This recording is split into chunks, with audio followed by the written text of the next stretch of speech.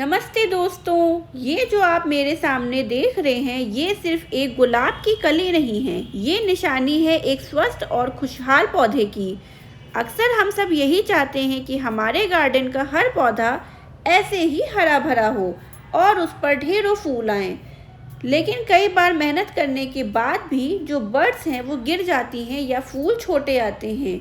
आज मैं आपको दिखाने वाली हूँ वो राज जो मेरे इन पौधों को इतना हेल्दी रखता है। इस वीडियो में हम स्टेप बाय स्टेप देखेंगे कि कैसे एक सिंपल और घरेलू चीज़ जो शायद आपके पास पहले से है, आपके गुलाब के पौधे में नई जान डाल सकती है। ये वीडियो थोड़ी सी लंबी हो सकती है दोस्तों, क्योंकि मैं चाहती हूँ कि पूरा प्रोसेस डिटेल में आप समझें ताकि आपके गार्डन में भी गुलाब ऐसे ही खिलें। तो चलिए हम शुरू करते हैं। तो वो जादुई चीज़ है ये काऊ डंग केक, जिसे हम आम भाषा में कंडा या फिर उपले भी कहते हैं। शायद आप लोगों को ये तो बहुत साधारण सी चीज़ लग रही होगी, लेकिन गार्डनिंग में इसे ब्लैक गोल्ड कहा जाता है। गुलाब जो है दोस्तों वो एक हैवी फीडर प्लांट है, मतलब इसे खाना बहुत पसंद है। और ये काऊ डंग केक जो है वो नाइट्रोजन, फॉस्फोरस और पोटेशियम यानी कि एनपीके का सबसे बेहतरीन ऑर्गेनिक सोर्स है। लेकिन ध्यान रखना है दोस्तों, हमें कच्चा गोबर इसमें नहीं इस्तेमाल करना है, बल्कि ये सूखा वाला और पुराना कंडा ही लेना है। ऐसा इसलिए करना है क्योंकि अगर हम नए वाले गोबर के कंडे का इस्तेमाल करेंगे तो वो हमारे पौधे की जड़ों को जो है वो जला सकता है।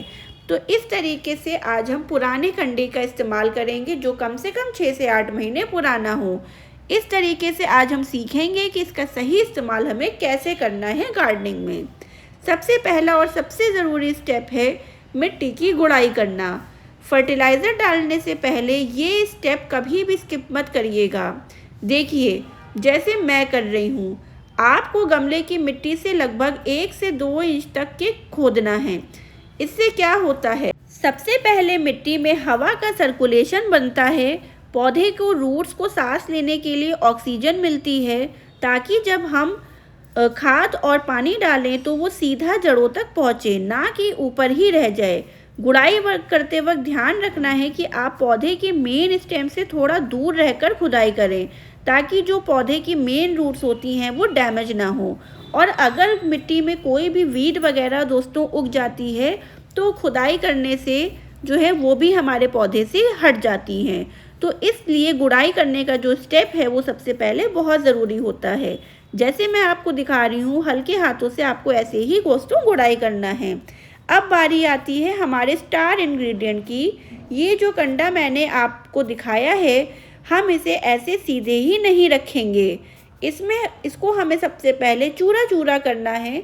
अगर आप लिक्विड फर्टिलाइज़र बनाने का टाइम नहीं है आपके पास, तो ये ड्राई मेथड सबसे बेस्ट है। 10 से 12 इंच के गमले के लिए 1 मुट्ठी या फिर आधा कंडा काफ़ी होता है। अब इस फर्टिलाइज़र को हमने गुड़ाई करा है उस मिट्टी के चारों ओर हमें इसे फैला देना है। ध्यान रहे, खाद को जो है स्टेम के पास नहीं डालना है, इसे हमेशा पॉट के साइड में ही डालना है। इस खाद में ढेर सारे दोस्तों माइक्रो न्यूट्रिएंट्स होते हैं जो गुलाब के फूलों के साइज़ को बड़ा करते हैं और रंग को गहरा करते हैं। तो जिस तरीके से दोस्तों हम आपको दिखा रहे हैं, फर्टिलाइज़र डालने के बाद मिट्टी से आपको ऊपर से इसे कवर कर देना है। ये स्टेप करना इसलिए ज़रूरी होता है कि जो भी हमने खाद दी है वो मिट्टी के अंदर रहे, वो ऊपर हवा के कांटेक्ट में आके उड़ के बाहर ना चली जाए। तो इस तरीके से आपको हल्के हाथ से प्रेस करके आपको फर्टिलाइज़र को दबा देना है। ये धीरे धीरे डिज़ोल्व होगा और 1 महीने तक आपके पौधे को पोषण जो है वो देगा। खाद डालने के बाद नेक्स्ट स्टेप है वाटरिंग। जब भी आप कोई सॉलिड फर्टिलाइज़र मिट्टी में मिलाते हैं तो तुरंत पानी देना बहुत ज़रूरी है। पानी देने से ये खाद एक्टिव हो जाती है और न्यूट्रिएंट्स मिट्टी में घुलने लगते हैं, जिससे पौधे उन्हें आसानी से सोख लेते हैं। गुलाब के पौधे में हमेशा सुबह के वक्त पानी देना बेहतर होता है, ताकि दिन भर की धूप में वो अपना खाना बना सके। देखिए, पानी देने के बाद हमारे पौधे कितने खुश लग रहे हैं।